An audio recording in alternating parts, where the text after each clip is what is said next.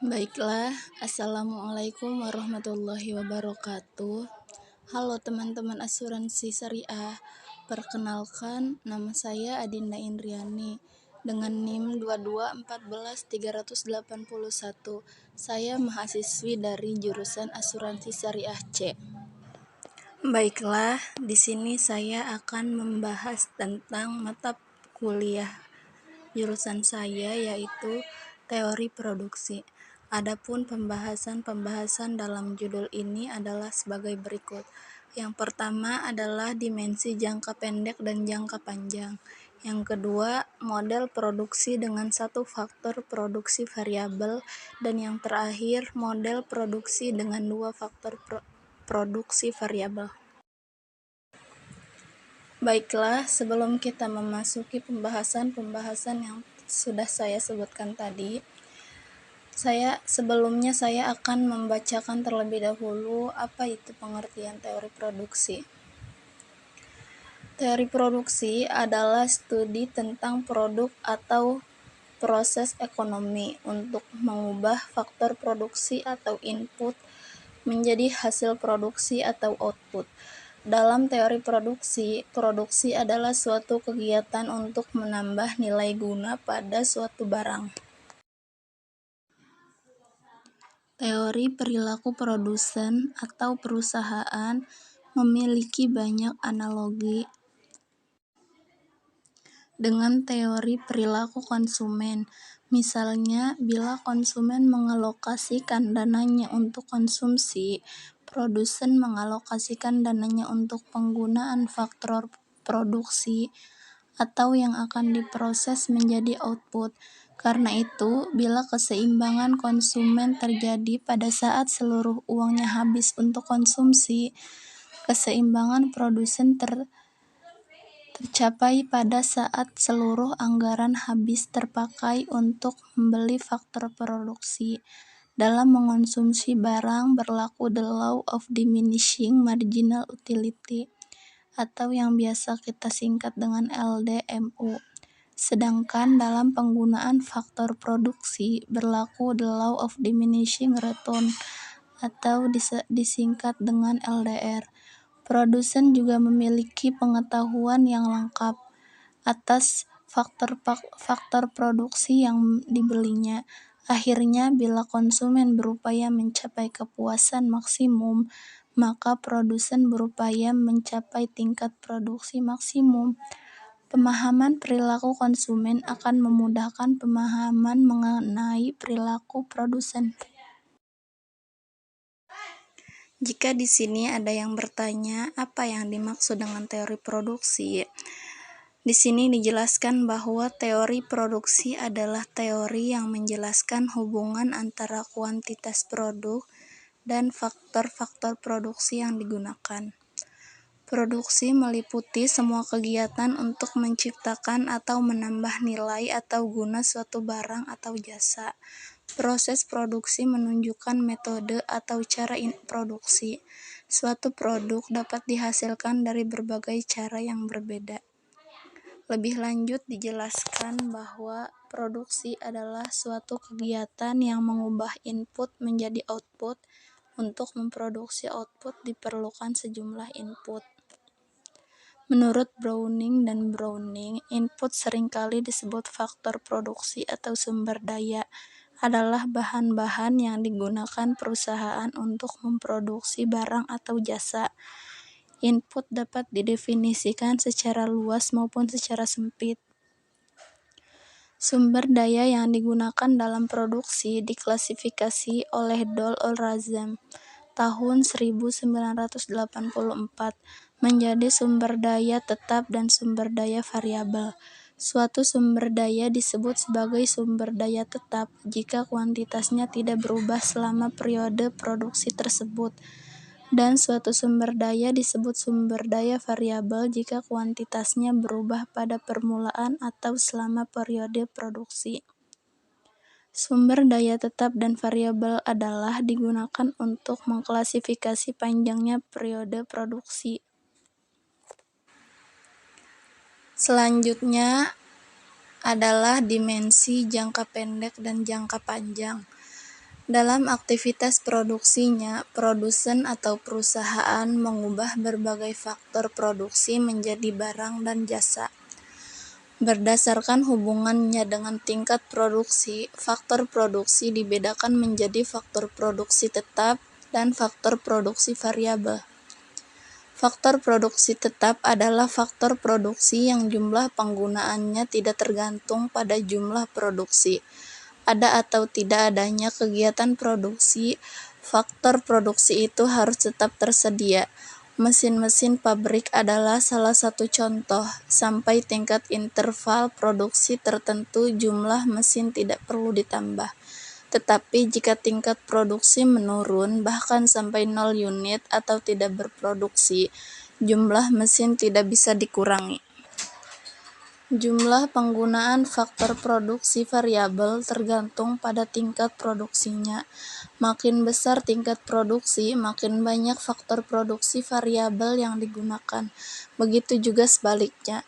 Buruh harian lepas di pabrik rokok adalah contohnya. Jika perusahaan ingin meningkatkan produksi, maka jumlah buruh hariannya ditambah. Sebaliknya, jika ingin mengurangi produksi, buruh harian dapat dikurangi. Pengertian faktor produksi tetap dan faktor produksi variabel terkait erat dengan waktu yang dibutuhkan untuk menambah atau mengurangi faktor produksi tersebut. Mesin dikatakan sebagai faktor produksi tetap karena dalam jangka waktu pendek atau kurang dari setahun, susah untuk ditambah atau dikurangi. Sebaliknya, buruh dikatakan faktor produksi variabel karena jumlah kebutuhannya dapat disediakan dalam waktu kurang dari 1 tahun. Dalam jangka panjang atau long run, dan sangat panjang very long run, semua faktor produksi sifatnya variabel. Perusahaan dapat menambah atau mengurangi kapasitas produksi dengan menambah atau mengurangi mesin produksi. Dalam konteks manajemen, jangka panjang dan jangka sangat panjang berkaitan dengan ukuran waktu kronologis. Misalnya ada kualifikasi yang menyatakan bahwa jangka panjang berkisar antara 5-25 tahun. Jangka sangat panjang bila waktunya lebih dari 25 tahun. Teori produksi tidak mendefinisikan jangka pendek dan jangka panjang secara kronologis. Periode jangka pendek adalah periode produksi di mana perusahaan tidak mampu dengan segera melakukan penyesuaian jumlah penggunaan salah satu atau beberapa faktor produksi. Periode jangka panjang adalah periode produksi di mana semua faktor produksi menjadi faktor produksi variabel. Tenggang waktu jangka pendek setiap perusahaan berbeda-beda tergantung jenis usahanya. Perusahaan yang memproduksi barang-barang modal, periode jangka pendeknya barangkali 5 tahun, sebab perusahaan membutuhkan waktu minimal 5 tahun untuk menambah kapasitas produksi dengan menambah mesin. Perusahaan yang bergerak di industri pengolahan, periode jangka pendeknya lebih singkat. Perusahaan yang mengolah makanan kalengan, periode jangka pendeknya barangkali hanya 2 atau 3 tahun. Adakah perusahaan yang jangka pendeknya kurang dari 1 tahun? Ada, misalnya restoran kelas menengah ke bawah yang faktor produksi tetapnya adalah rumah dan peralatan masak atau makan. Mereka mampu menyesuaikan kapasitas produksi dalam tempo kurang dari 1 tahun. Bahkan pedagang bakso keliling yang faktor produksi tetapnya hanya berupa gerobak dorong, mangkok, dan kompor, periode jangka pendeknya hanya sebulan. Yang dimaksud dengan teori produksi adalah teori yang menjelaskan hubungan antara tingkat produksi dengan jumlah faktor-faktor produksi dan hasil penjualan outputnya. Di dalam menganalisis teori produksi, kita mengenal 2 hal. Yang pertama adalah produksi jangka pendek, yaitu bila sebagian faktor produksi jumlahnya tetap dan yang lainnya berubah. Misalnya jumlah modal tetap, sedangkan tenaga kerja berubah. Yang kedua adalah produksi jangka panjang, yaitu semua faktor produksi dapat berubah dan ditambah sesuai kebutuhan. Selanjutnya di sini ada judul yang kedua, yaitu model produksi dengan satu faktor produksi variabel. Sebenarnya sangat jarang, bahkan tidak ada proses produksi yang hanya menggunakan satu faktor produksi variabel.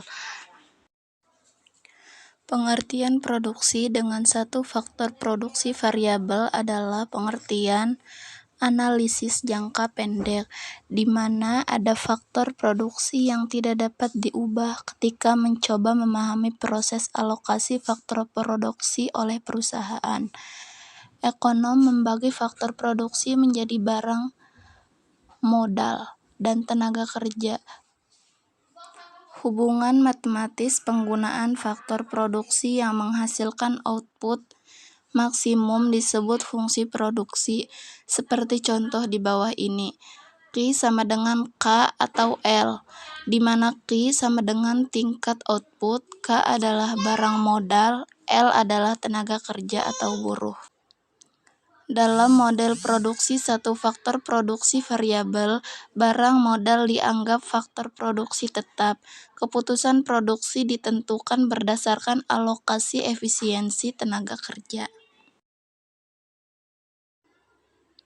Selanjutnya ada A, produksi total, produksi marginal, dan produksi rata-rata.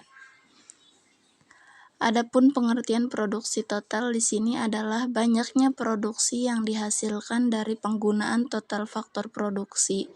Produksi marginal adalah tambahan produksi karena penambahan penggunaan satu unit faktor produksi. Produksi rata-rata adalah rata-rata output yang dihasilkan per unit faktor produksi. Contoh produksi total di sini adalah TP sama dengan F atau KL, di mana TP adalah produksi total, K adalah barang modal yang dianggap konstan, dan L disebut dengan tenaga kerja atau buruh. Secara matematis, TP akan maksimum apabila turunan pertama dari fungsi nilainya sama dengan 0. Turunan pertama TP adalah MP atau persamaan 53. Maka TP maksimum pada saat MP sama dengan 0. Adapun contoh produksi marginal di sini adalah MP sama dengan TP sama dengan delta TP per delta L, di mana MP sama dengan produksi marginal. Perusahaan dapat terus menambah tenaga kerja selama MP lebih besar daripada 0. Jika MP sudah lebih kecil daripada 0, penambahan tenaga kerja justru mengurangi produksi total. Penurunan nilai MP merupakan indikasi telah terjadinya hukum pertambahan hasil yang semakin menurun atau the law of diminishing return, atau yang biasa kita singkat dengan LDR. Selanjutnya adalah contoh produksi rata-rata. Di sini AP sama dengan TP per L, di mana AP adalah produksi rata-rata.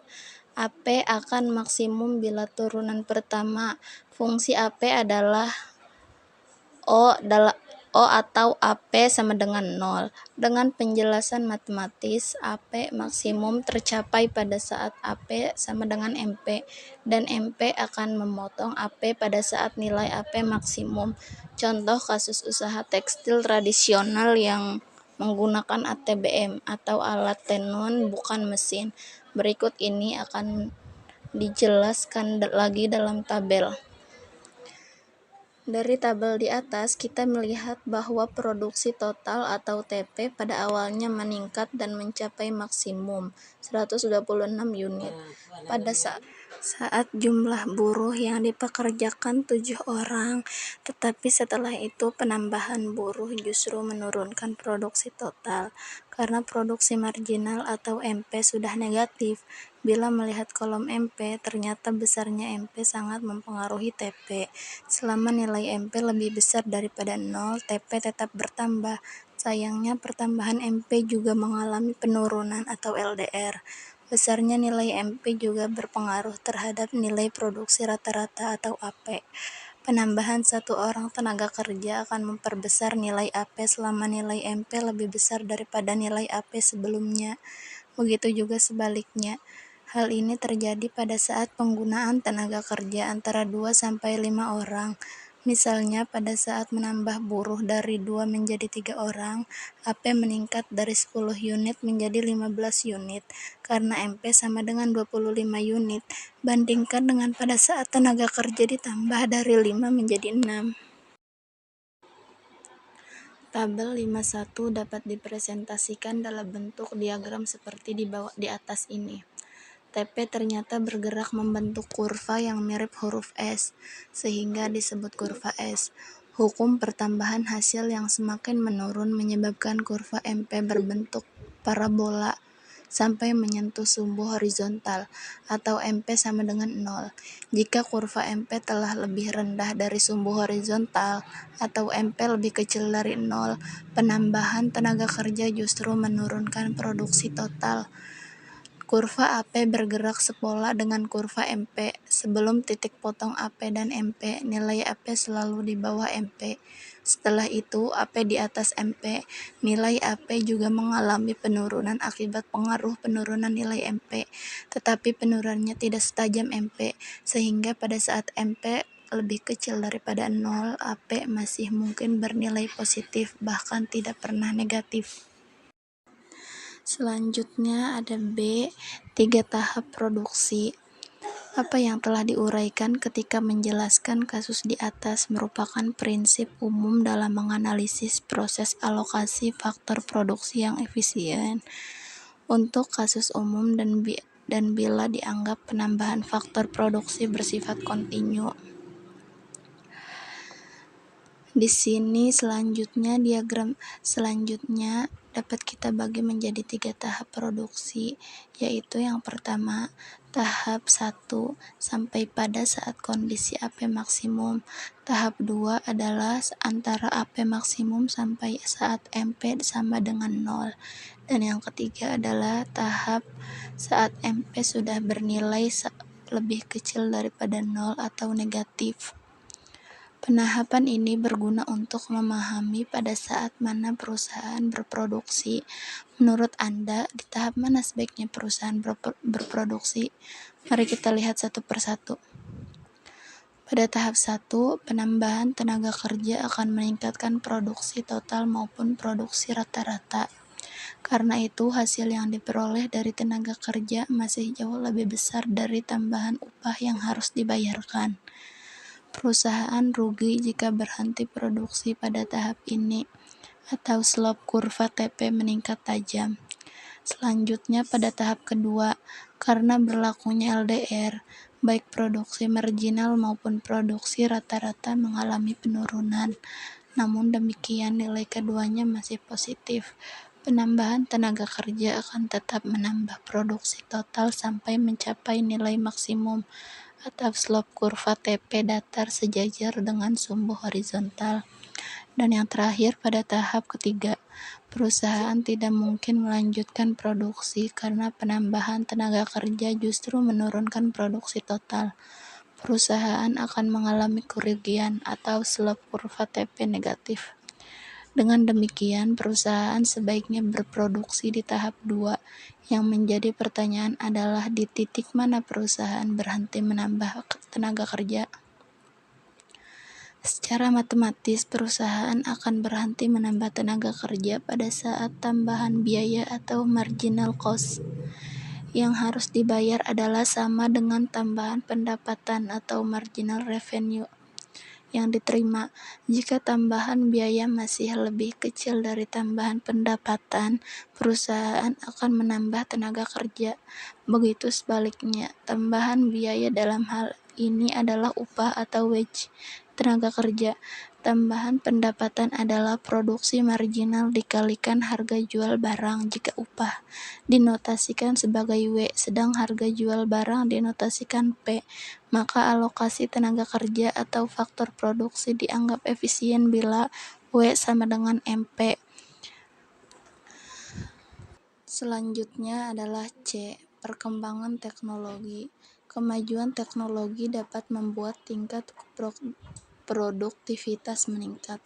Secara grafis, dapat digambarkan dengan semakin luasnya bidang yang dibatasi kurva TP pada diagram di samping akibat kemajuan teknologi.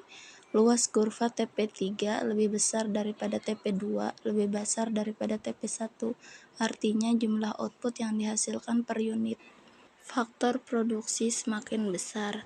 Dari diagram di samping tampak bahwa Q3 sama dengan L1 lebih besar daripada Q2 per L1, lebih besar daripada Q1 per L1. Yang perlu direnungkan adalah apakah bila nilai AP meningkat berarti efisiensi meningkat? Bila nilai AP meningkat karena mesinnya semakin modern, belum berarti efisiensi meningkat. Studi empiris yang dilakukan 20 tahun terakhir ini menunjukkan bahwa ada yang lebih penting dari sekedar memodernisasi mesin, yaitu modernisasi sumber daya manusia atau SDM, terutama dengan mengubah cara berpikir dan sikap hidup. Dengan modernisasi SDM, kemajuan teknologi akan meresap ke dalam diri manusia dan mendorong peningkatan efisiensi. Seorang ekonom senior Paul Krugman menggunakan konsep ini untuk menjelaskan kenapa negara-negara yang dikenal sebagai macan Asia mengalami krisis ekonomi di akhir dasawarsa ini. Salah satu jawabannya adalah pertumbuhan ekonomi Asia Timur, seperti halnya Rusia, lebih disebabkan oleh pertambahan penggunaan faktor produksi atau barang modal dan tenaga kerja. Tidak ada peningkatan efisiensi yang signifikan. Oleh karena itu, ukuran efisiensi dengan menggunakan angka AP harus ditinjau ulang. Paul Krugman kemudian mengusulkan TFP atau Total Factor Productivity sebagai ukuran efisiensi. Pada prinsipnya, metode ini ingin memisahkan pengaruh barang modal, teknologi, dan SDM terhadap pertumbuhan ekonomi. Dari pemisahan itu akan terlihat apakah ada kemajuan efisiensi yang signifikan. Angka pertumbuhan TFP yang besar mengindikasikan perkembangan efisiensi yang semakin signifikan. Pada zaman modern ini, penting untuk mengetahui pengertian perkembangan teknologi. Pasalnya, saat ini manusia tidak dapat meningkatkan kesejahteraannya tanpa memanfaatkan perkembangan teknologi. Perkembangan teknologi juga membuat manusia sangat terikat dengan teknologi, sehingga manusia perlu menguasai berbagai macam teknologi yang ada saat ini. Perkembangan teknologi memberikan banyak manfaat dan memudahkan pekerjaan maupun aktivitas sehari-hari masyarakat. Kemajuan teknologi menghasilkan modernitas yang ditandai dengan pertumbuhan ekonomi, mobilitas sosial, ekspansi atau perluasan budaya, di mana melalui kemajuan teknologi, komunikasi juga makin canggih dan murah. Terlepas dari manfaatnya bagi kehidupan manusia, ternyata masih banyak yang belum mengerti pengertian perkembangan teknologi itu sendiri.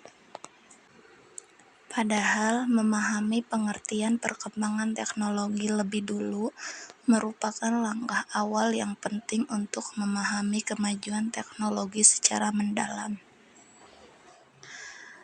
Selanjutnya ada nomor 3, model produksi dengan 2 faktor produksi variabel.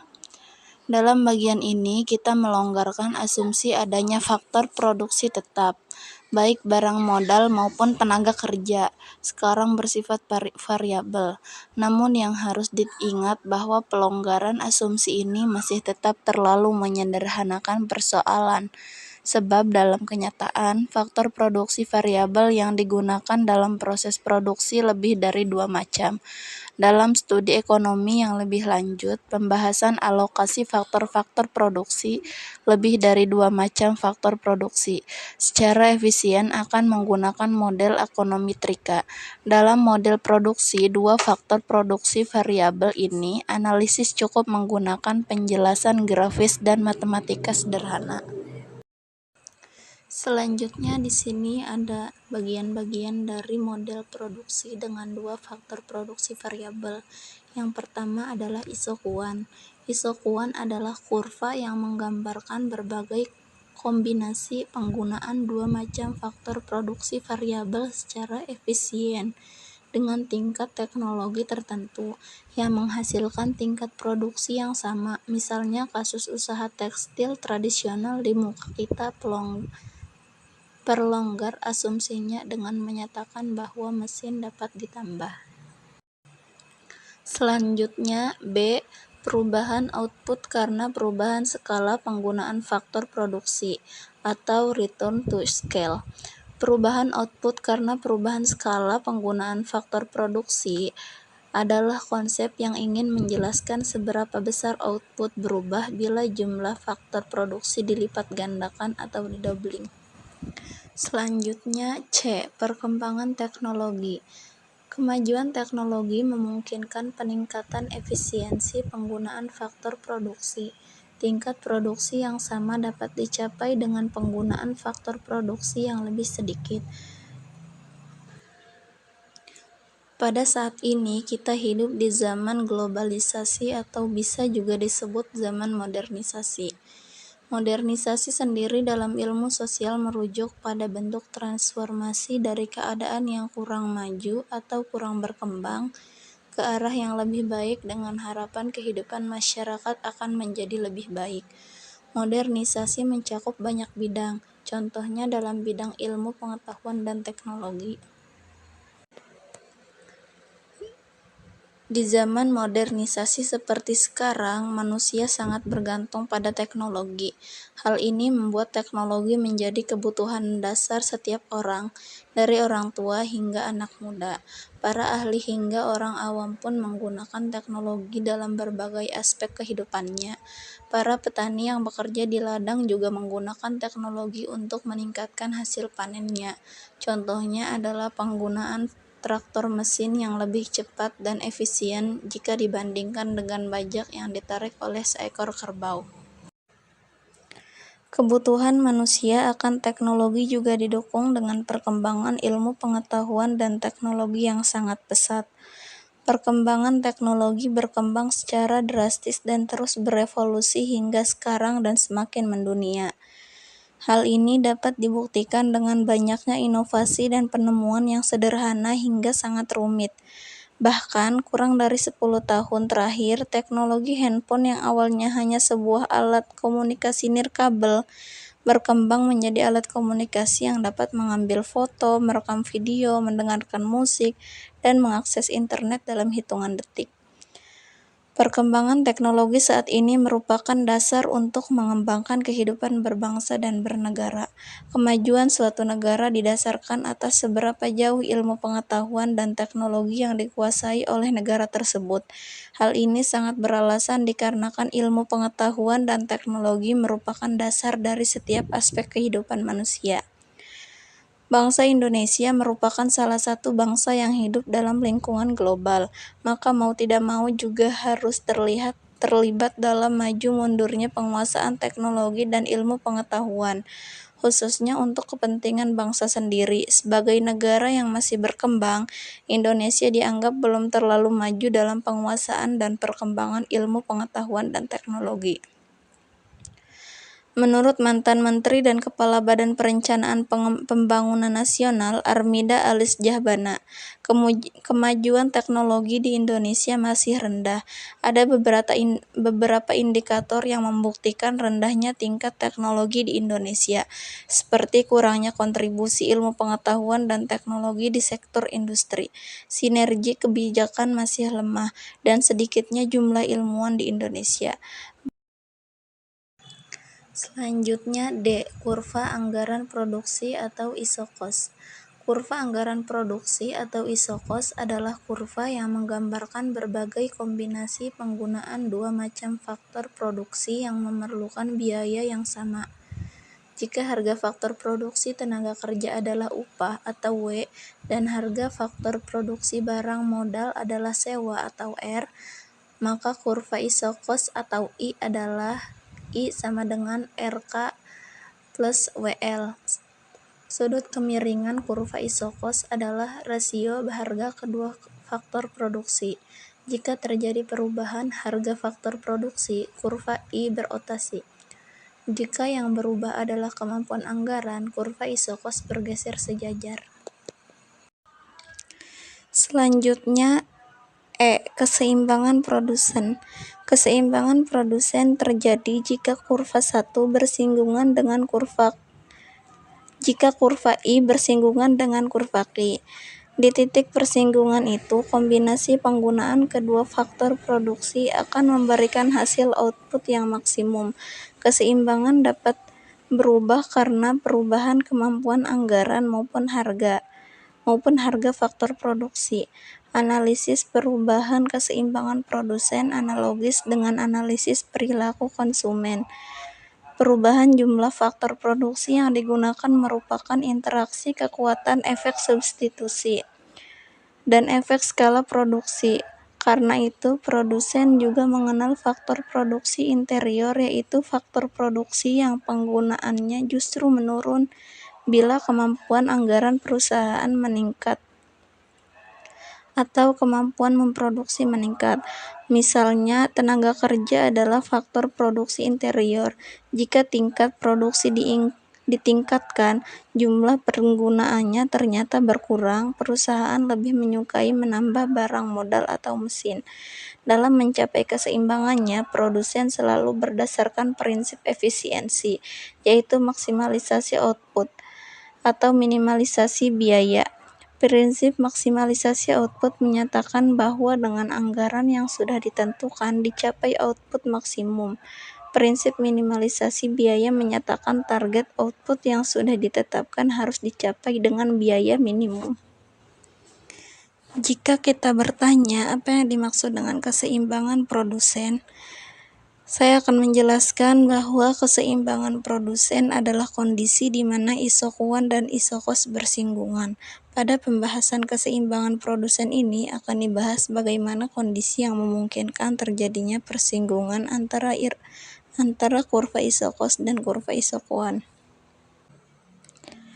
Pada kondisi keseimbangan produsen berupaya menggunakan faktor produksi secara efisien sehingga kondisi tersebut dicari sebagai keseimbangan produksinya. Dalam rangka mencari efisiensi tersebut, produsen akan berusaha untuk memaksimalkan output yang dihasilkan dan meminimalkan biaya. Kedua kondisi tersebut sesuai dengan yang kita pelajari pada pembahasan isokos dan isokoan.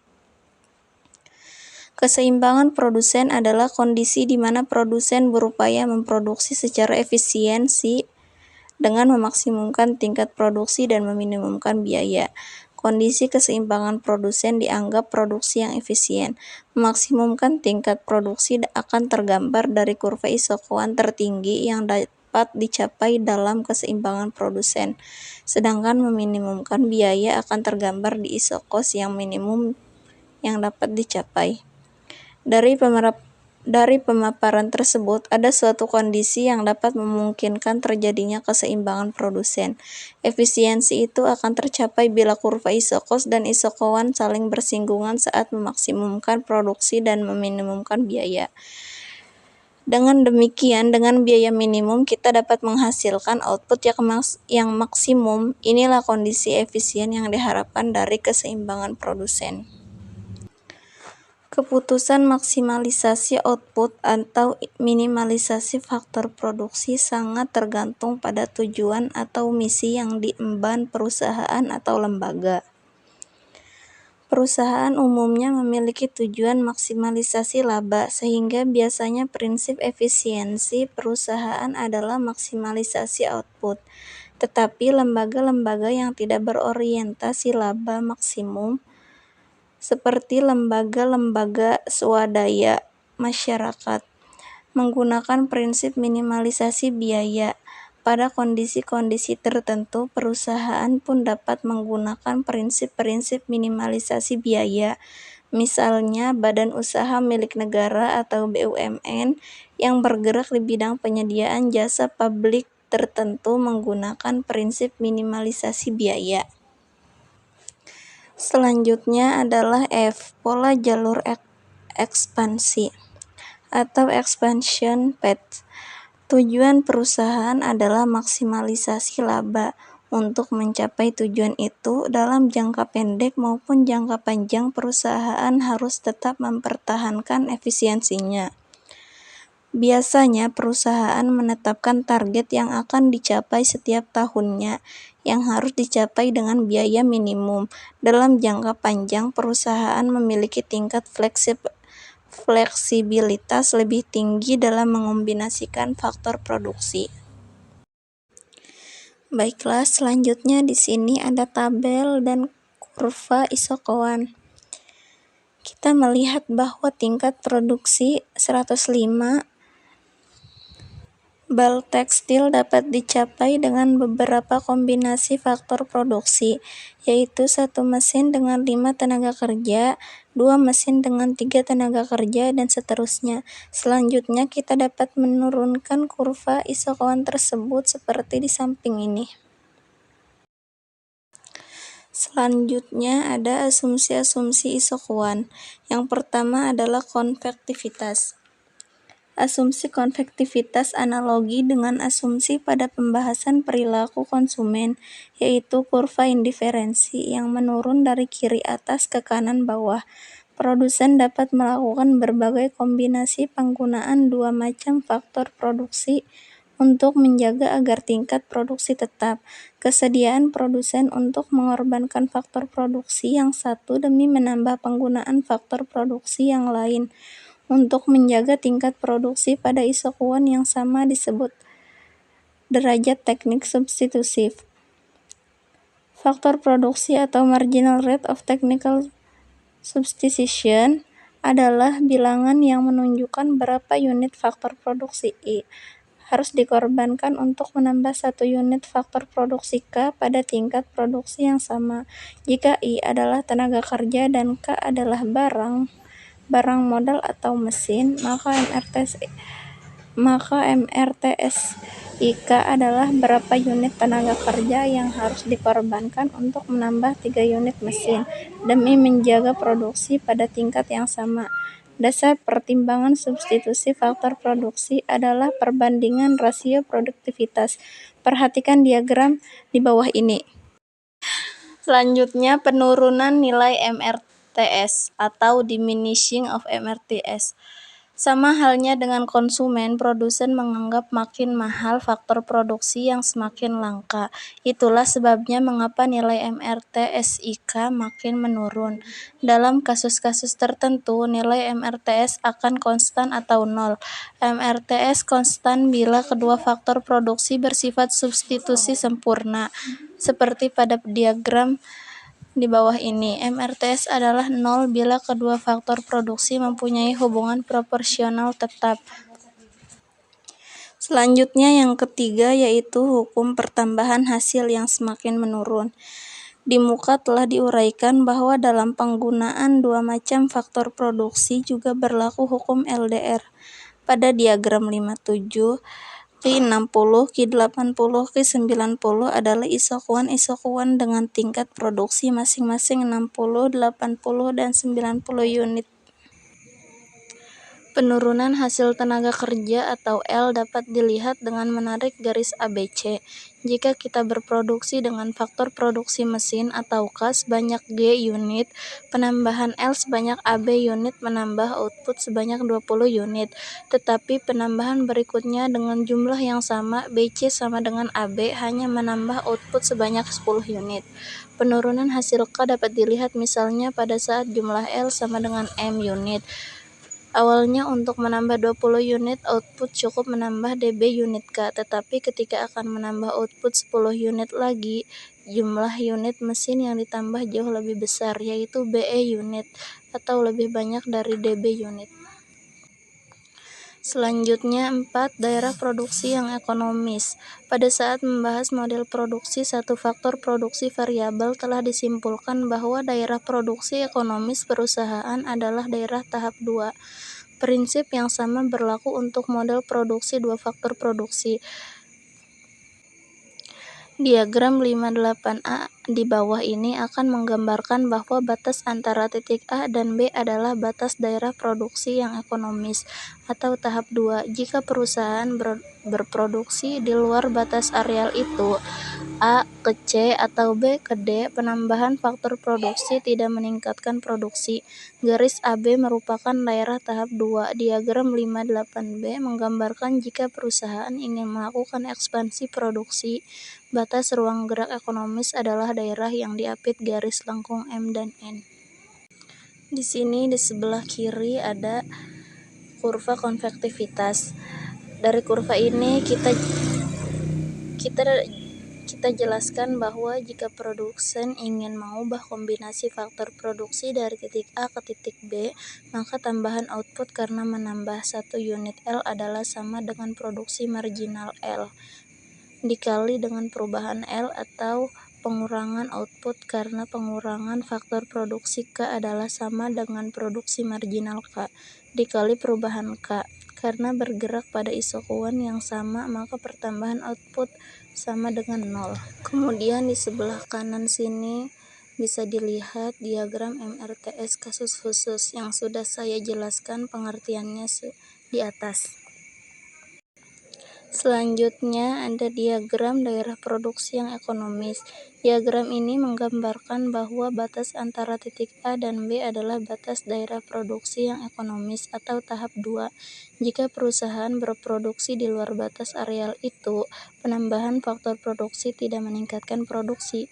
Garis AB merupakan daerah tahap 2. Diagram tersebut menggambarkan jika perusahaan ingin melakukan ekspansi produksi, batas ruang gerak ekonomis adalah daerah yang diapit garis lengkung M dan N. Selanjutnya di sini ada diagram kemajuan teknologi. Diagram ini menggambarkan hal tersebut karena kemajuan teknologi tingkat produksi 90 unit Q90 periode pertama dapat dicapai dengan penggunaan faktor produksi yang lebih sedikit. Seorang ekonom bernama Hicks mengklasifikasikan kemajuan teknologi berdasarkan pengaruhnya terhadap kombinasi penggunaan faktor produksi. Bila kemajuan teknologi mengakibatkan porsi penggunaan barang modal menjadi lebih besar dibanding tenaga kerja, disebut teknologi padat modal atau capital using atau capital intensif.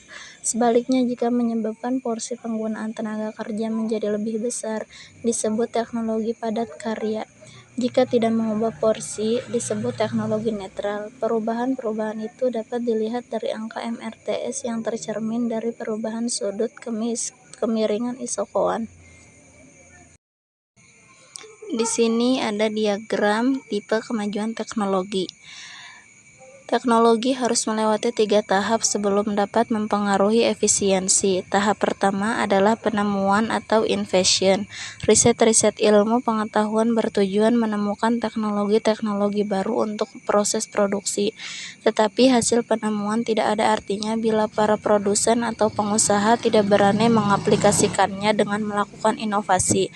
Umumnya hanya sedikit pengusaha yang berani melakukan inovasi awal, tetapi keberhasilan inovasi akan mengundang makin banyak pengusaha yang mau melakukannya. Terjadilah penyebaran inovasi yang menyebabkan tingkat penerimaan terhadap inovasi mendekati angka 100%. Selanjutnya di sini ada diagram garis isoklin. Diagram tersebut menunjukkan keseimbangan awal di titik A, persinggungan garis anggaran 1I dengan isokuan Q2. Dalam jangka pendek, jika perusahaan ingin mengubah kombinasi faktor produksi seperti di titik B atau C, anggaran produksi harus ditingkatkan sampai ke 1I2. Padahal dalam jangka panjang dengan anggaran sebesar I2, output dapat dinaikkan ke Q2 dengan kombinasi penggunaan faktor produksi di titik D. Titik-titik keseimbangan tercapai pada tingkat MRTS yang konstan dan membentuk garis isoklin. Diagram 517A menunjukkan bahwa titik-titik keseimbangan produsen adalah di titik A, D, K, L, dan seterusnya. Jika titik-titik keseimbangan tersebut dihubungkan, akan terbentuk garis isoklin OS. Garis isoklin OS tidak membentuk garis lurus karena seperti telah dinyatakan dalam jangka panjang perusahaan memiliki kemampuan mengubah kombinasi faktor produksi agar alokasi anggaran lebih efisien untuk fungsi produksi skala hasil konstan atau constant return to scale. Isoklin membentuk garis lurus OR. Hal ini karena dalam fungsi produksi CRS, rasio faktor produksi tidak berubah konstan. Bila ekspansi produksi berdasarkan asumsi bahwa harga faktor produksi tidak berubah, isoklin merupakan garis jalur ekspansi. Garis ini menunjukkan bagaimana proporsi penggunaan faktor produksi berubah karena perubahan tingkat produksi. Bila harga faktor produksi dianggap tetap, diagram 518A menunjukkan jalur ekspansi pada umumnya, sedangkan diagram 518B untuk kasus skala hasil konstan. Baiklah, kesimpulan dari learning journal yang telah saya bahas adalah konsep utama yang digunakan dalam teori produksi adalah menghasilkan output semaksimal mungkin, baik dari segi kualitas maupun kuantitas, dengan input tertentu dan menghasilkan sejumlah output yang ditargetkan dengan biaya produksi seminimal mungkin. Baiklah, terima kasih atas perhatiannya. Wassalamualaikum warahmatullahi wabarakatuh.